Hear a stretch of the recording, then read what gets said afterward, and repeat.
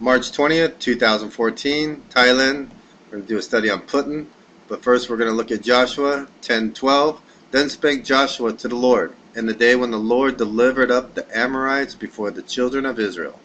And he said in the sight of Israel, Sun, stand now still upon Gibeon, and thou moon in the valley of Ajalon. And the sun stood still, and the moon stayed, until the people had avenged themselves upon their enemies. Is not this written in the book of Jasher? So the sun stood still in the midst of heaven, and has not gone down about a whole day. So 2 days with daylight. Okay? And NASA says there's an extra long day. Okay? So people that have worked at NASA, the missing day, a rumor has surfaced from time to time that scientists using computers at NASA to check planetary positions discovered that a day was missing from history. What do you know? The Bible is true. Okay, so in Leviticus, okay, the Jews have what's called 6 years you work the land, and the 7th year you let it rest. So 6 years thou shalt sow the land, and 6 years thou shalt prune the vineyard and gather the fruit. But in the 7th year shall be the Sabbath of rest unto the land. Okay, so they got to let the land rest on the 7th year. And so if you go down here to verse 8, it says, And thou shalt number 7 Sabbath of years unto thee, 7 times 7 years, and the space of 7 Sabbath of years shall thou be 49 years. And thou shalt cause the trumpet of Jubilee to sound on the 10th day of the 7th month of the day of atonement, and you shall make a trumpet sound throughout the whole land. Okay? And you shall be hollow on the 50th year, which means holy. Okay? So if we go to TorahCalendar.com, we can see that in month 1, spiritual year 6000 will occur on April 1st, 2014. Spiritual New Year. You can read about it in Exodus 12:1. So before the 1600s, they celebrated on the spring equinox, which is today actually, or tonight, and or a week after. Okay, so you can see that there's a 7,000 year timeline. From 6,000 years ago, God created the heavens and the earth, man and woman, and 6,000 years later, here we are on April 1st, according to the Jewish spiritual year, 6,000. Okay, so we're here in year 49 of the Jubilee cycle of 120. So if you take 120 Jubilee cycles times 50, you get 6,000 years. And that's what we're coming on right now. And so down here is Passover, and then the first blood moon right here. Okay, and then the unleavened bread feast. Okay, so that's right around the corner. So the Hebrew lunar calendar is different than the solar calendar. Okay? After 7 cycles, it's called Yovel, or Jubilee year. Okay? And it's understood that the 7 1,000 year days are corresponding to the 7 days of creation. So we got Putin, the bear rising, as the Bible speaks. Okay, so we're going to look at some verses about that. Son of man, set thy face against Gog, which is Russia, the land of Magog, the chief prince of Meshech and Tubal, and prophesy against him.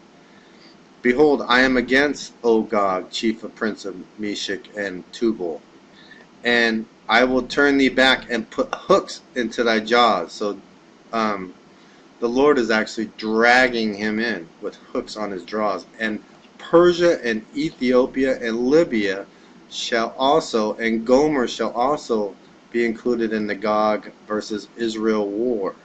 Okay, so if we go to the next chapter, Ezekiel 39, as it loads, because I have so many windows open, just bear with me. Okay, here it comes. And okay,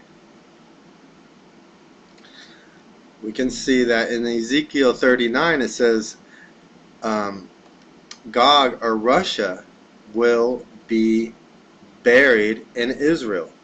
39:11. And it will come that day in that past that I will give unto Gog a place there are graves in Israel. Okay? He's going to give Gog their grave in Israel. Alright? And they shall bury Gog and his multitude, and they shall call it the valley of Hamon Gog in Israel. And 7 months shall the house of Israel be burying them, that they may cleanse the land. So God is going to do something, probably with fire and brimstone, against Russia and whoever wants to join. So Gog and Magog war. So Russia is Magog, you can see, and maybe a little part of Turkey. Iran is Persia.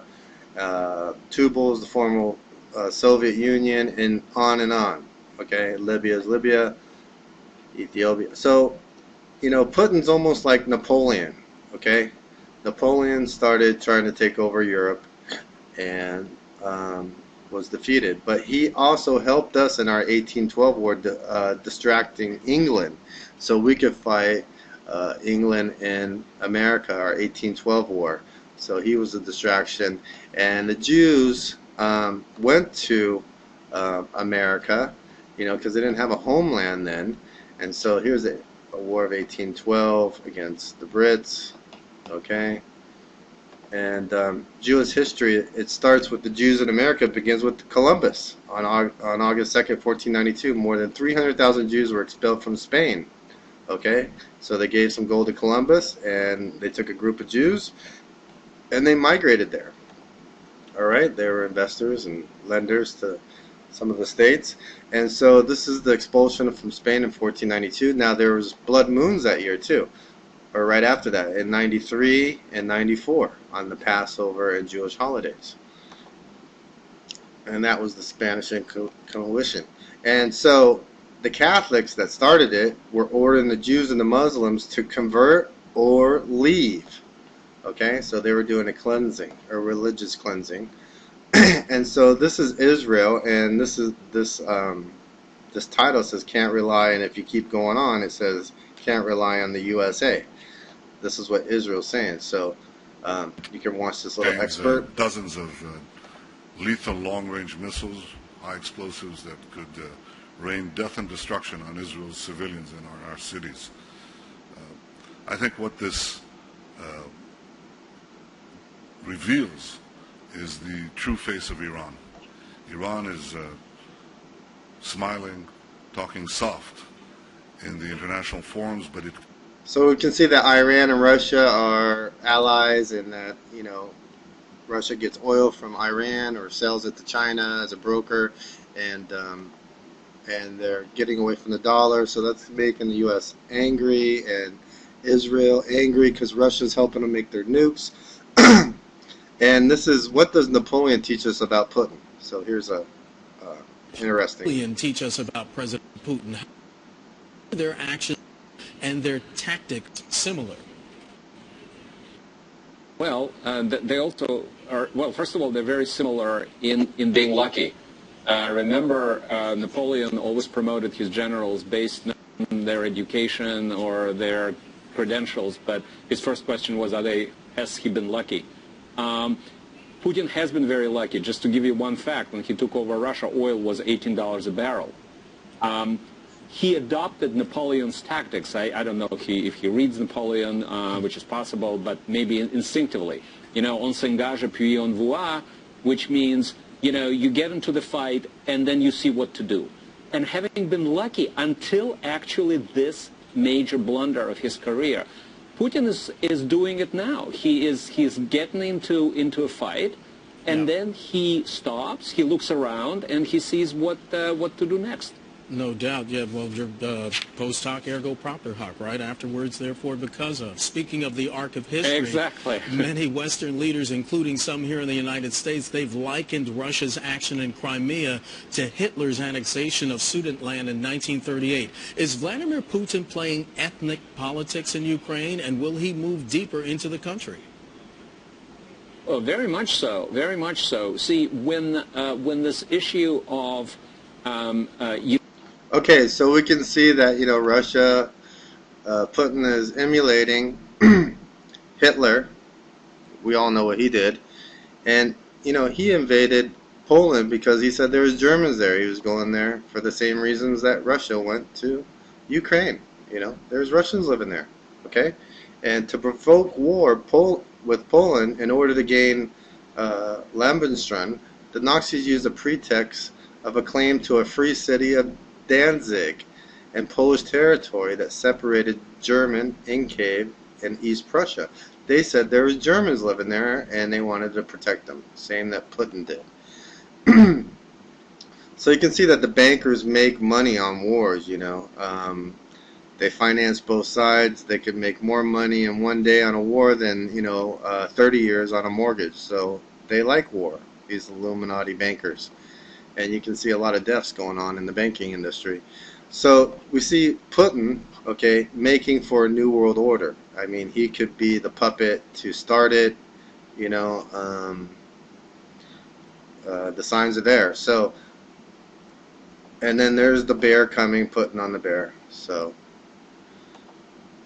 And finally, in Revelation, it says you won't be able to buy or sell without having the 666 stamp, all right, in Revelation 13:16. So just believe in Jesus. Everything will be okay. And hopefully he's coming soon in the clouds. Yeshua Mashiach.